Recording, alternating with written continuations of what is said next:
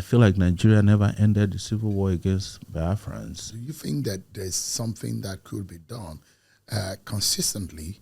And you know very much how Americans take the Black American history. Yes. And in some part of, in some states in America, they pay attention to their curriculum to study Black American history. Yes.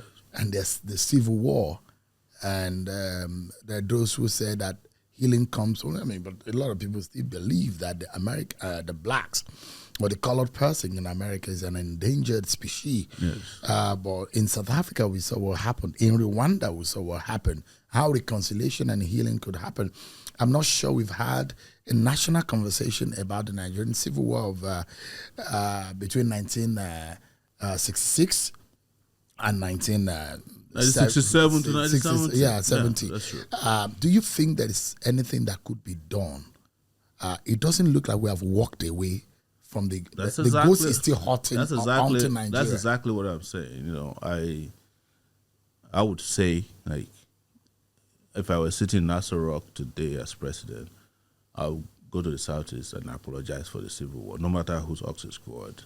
And then I'll start a process of dialogue and national healing to say, look, people will say somebody abandoned his property. There's nothing like abandoned property, but you forcefully take someone's property and never give them back. Somebody who was a billionaire or a millionaire, you fight them in a war, 4 million people died. You just woke up and say, no victor, no vanquish. But there was a victor, there was a vanquish, because the vanquish got 20 pounds. The victor got billions, walked away with the property of the person who they claim is abandoned. And then subsequently, they keep finding in your relationship with them that there's hatred, there's animosity, and there is a desire to always oppress and suppress them in the civil service.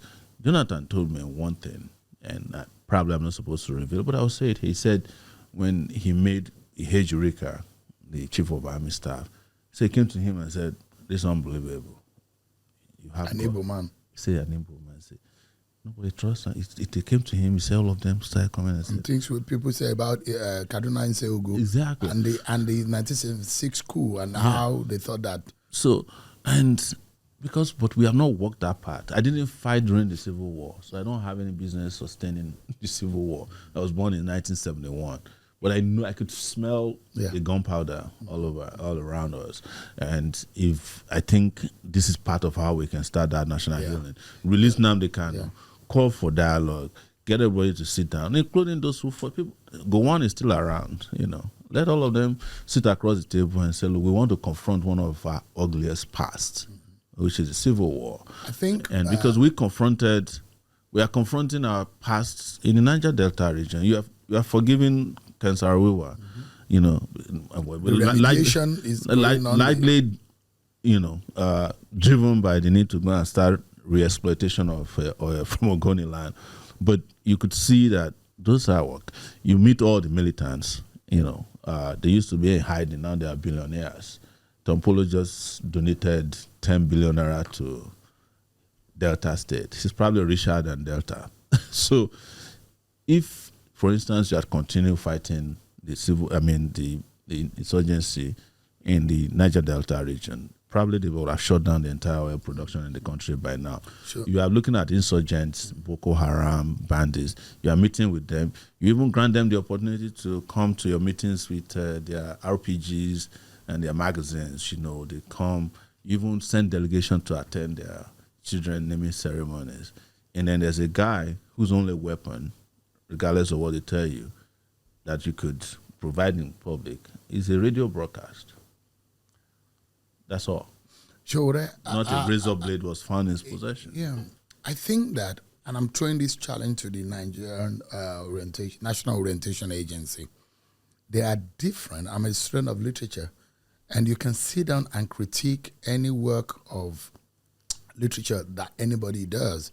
They are different, and I have maybe like half a dozen of the record of the perspectives of the Nigerian Civil War from everybody, those who were in the military then, those who suffered the heat of those who were on the receiving side and those who were on the other side of that civil war. I think that we should have a national account. There are different accounts of the Biafran War, of the Civil War, and I think that we should come up.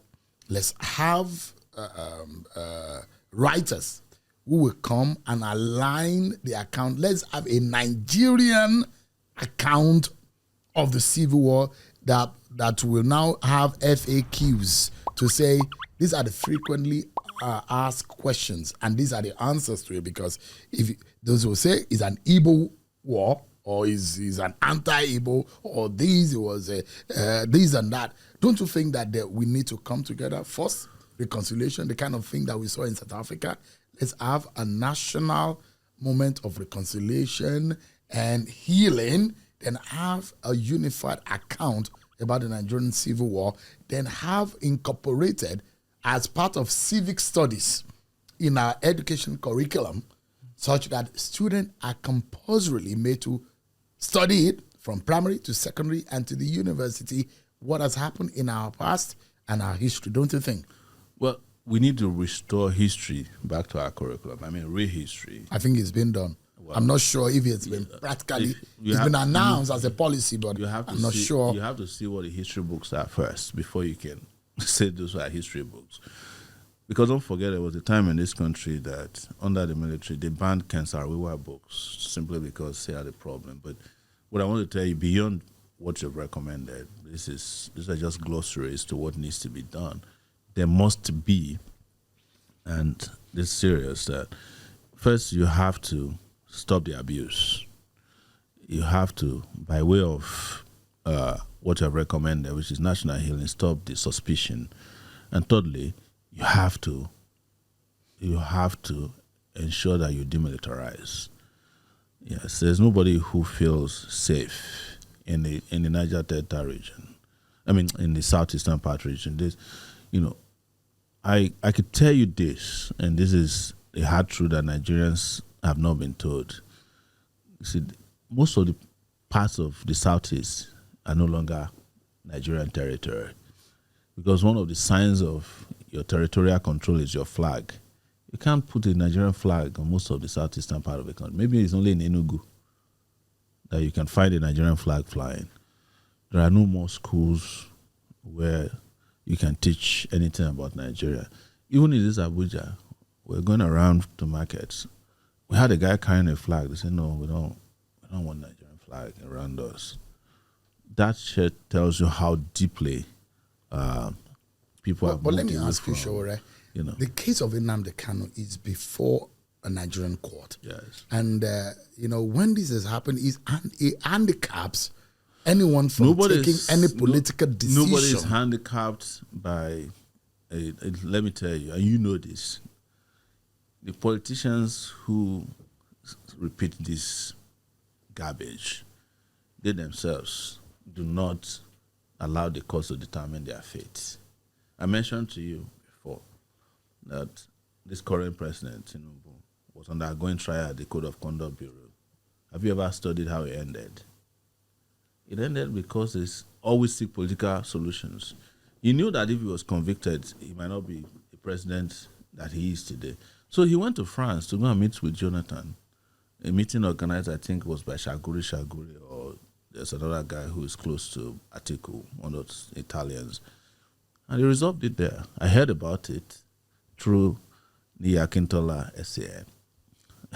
He said, sure, because I used to carry Tinubu, and he said, this case is dead. I said, how? So what they do is that all they need to do is the judge is not handicapped.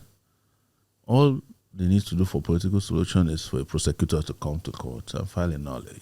You are nolle prosecute. Yes, it's to say, look, the power of the states to withdraw. We're submitting a motion today that we no longer want to continue this process. That is what you think the Attorney General should do immediately. He should have done that yesterday. Yesterday was their best opportunity. What solution would that? What would that do? It immediately de-escalates tension. It provides an opportunity for dialogue immediately.